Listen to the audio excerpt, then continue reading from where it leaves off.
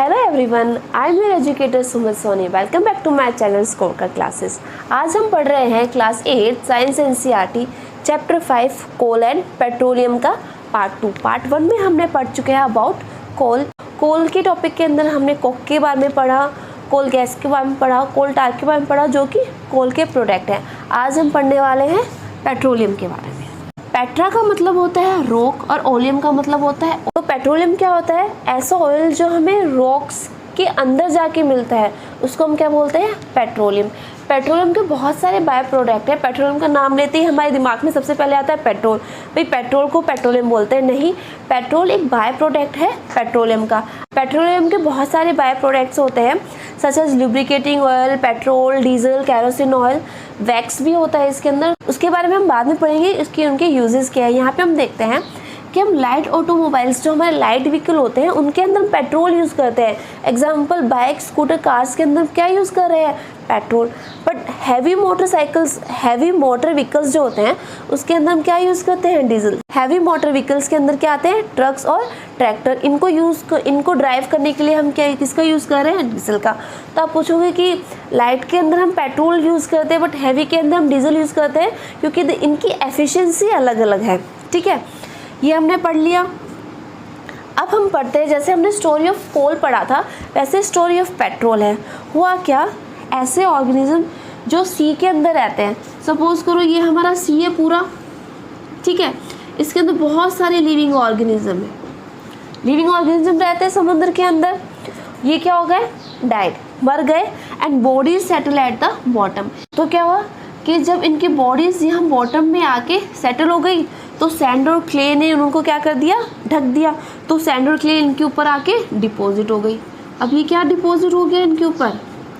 Sand और clay. Sand और clay इनके ऊपर आके डिपॉजिट हो गई। फिर क्या? मिलियंस ऑफ ईयर्स, ये स्टोरी कोई एक दिन की नहीं है, मिलियंस ऑफ ईयर्स की है। Absence of air. अब समुद्र के अंदर तो हमें पता है ऑक्सीजन नहीं मिलता, तो एब्सेंस ऑफ एयर में हुआ क्या?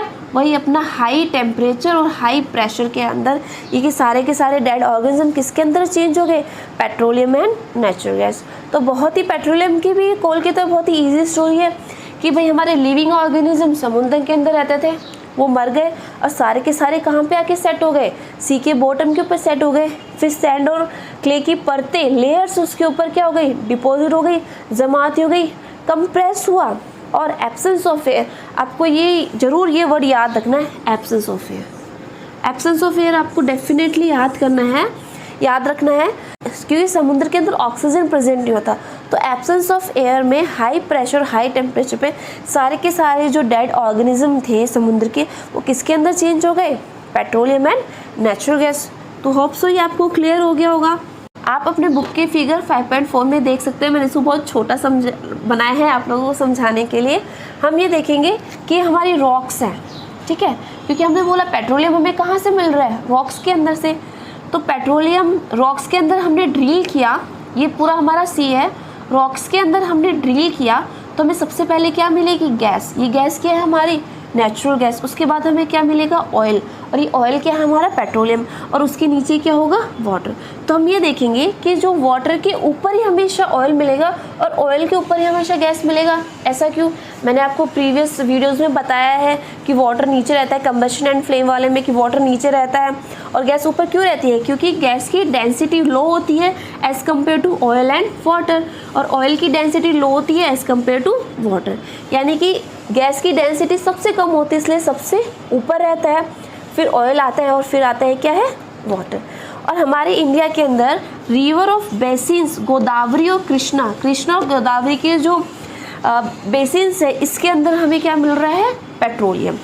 ठीक है, अब हमारा नेक्स्ट टॉपिक है रिफाइनिंग ऑफ पेट्रोलियम। हम पेट्रोलियम को रिफाइन कैसे करते हैं? हम रिफाइन करने की क्या ज़रूरत पड़ती है पेट्रोलियम को? क्योंकि पेट्रोलियम क्या है? एक डार्क ऑयली लिक्विड है, ठीक है, और इसके अंदर क्या है? Unpleasant order. तो ये दोनों क्या है? इसकी प्रॉपर्टीज़ है। ये एक डार्क ऑयली लिक्विड है और इसके अंदर से बहुत ही गंदी स्मेल आती है। अब हम इसको रिफाइनिंग करने की क्या ज़रूरत पड़ गई? क्योंकि मिक्सचर है गैस का, पेट्रोल का, डीजल का, लुब्रिकेटिंग ऑयल का और पैराफिन वैक्स का, बहुत सारे ऐसे बाय प्रोडक्ट्स हैं जिनका ये मिक्सचर है। तो इन सब चीज़ों को पेट्रोलियम के अंदर से निकालने वाले प्रोसेस को हम क्या बोलते हैं? रिफाइनिंग। रिफाइन करना, साफ करना। कैसे? The process of separating the various fraction. ये सारे के सारे क्या है इसके? फ्रैक्शन।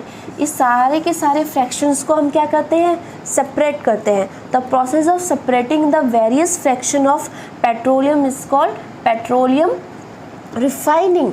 ठीक है, तो रिफाइनिंग करना क्या होता है? साफ़ करना होता है। हम किसी भी चीज़ की रिफाइनिंग करते हैं, इसका मतलब उस चीज़ को हम साफ़ करते हैं। तो इतने सारे फ्रैक्शंस इसके अंदर, इतने सारे बाय प्रोडक्ट्स पेट्रोलियम के अंदर मिलते हैं, तो उसको रिफाइनिंग करने की प्रोसेस को हम क्या बोलते हैं? रिफाइनिंग। और ये सारी की सारी रिफाइनिंग जहाँ पे होती है, जिस प्लांट में होती है, उसको बोलते हैं हम पेट्रोलियम रिफाइनरीज।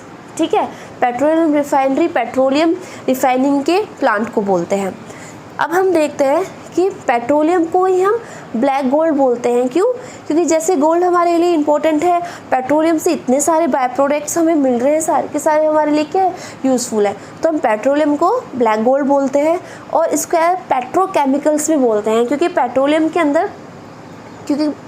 अंदर जो इतने सारे बाय प्रोडक्ट्स यूज़ कर रहे हैं, नेचुरल गैस के बाय प्रोडक्ट्स को हम यूज़ कर रहे हैं, तो बहुत ही तो सारे बाय प्रोडक्ट्स को हम इंडस्ट्रियल यूज़ में लेते हैं, इसलिए इनको हम क्या बोलते हैं? पेट्रोकेमिकल्स। अब हम बाय प्रोडक्ट्स देखते हैं।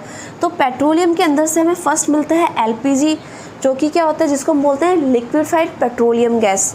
आप मुझे कमेंट सेक्शन में बताओगे कि सीएनजी की फुल फॉर्म क्या है। ओके, तो LPG as a fuel use करते हैं, सबको पता है। घर के अंदर, इंडस्ट्रीज़ के अंदर जो सिलेंडर्स हम यूज़ करते हैं हमारे किचन के अंदर, उसके अंदर क्या होता है?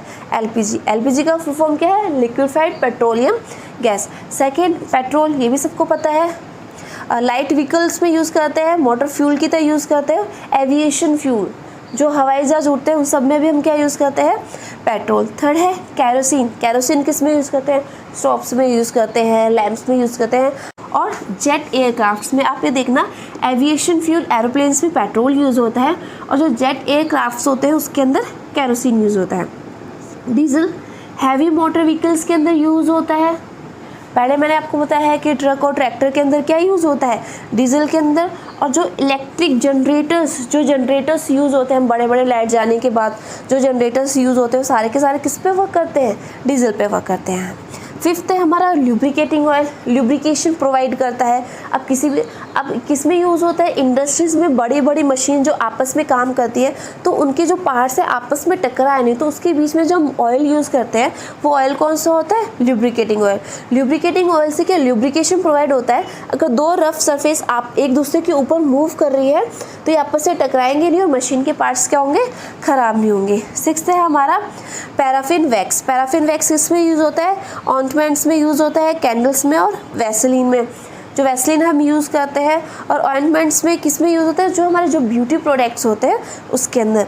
सेवन्थ है हमारा बिटुमेन। बिटुमेन के बारे में मैंने आपको पहले बताया कि पहले हम कोल टार यूज़ करते थे रोड की सरफेसिंग को इक्वल करने के लिए। अब हम क्या रोड की सरफेसिंग के लिए क्या यूज़ कर रहे हैं? बिटुमेन। और रोड के नया रोड जब बनता है तो उसके अंदर से स्मेल आती है। वैसे स्मेल कब आती है?